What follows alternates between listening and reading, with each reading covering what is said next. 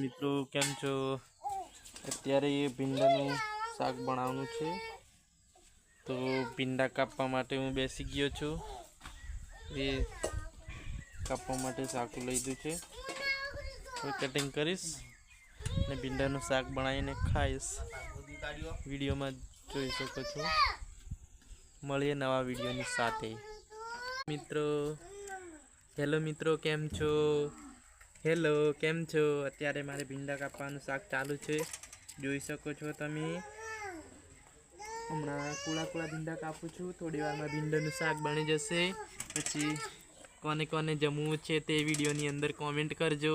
મેં જમવા આપીશ ને ભીંડા કોને કોને ખાવું છે તે મને કોમેન્ટ કરજો, અને તમને ભીંડા તમારા ઘરે પહોંચાડી દઈશ. મળશે વિડીયો.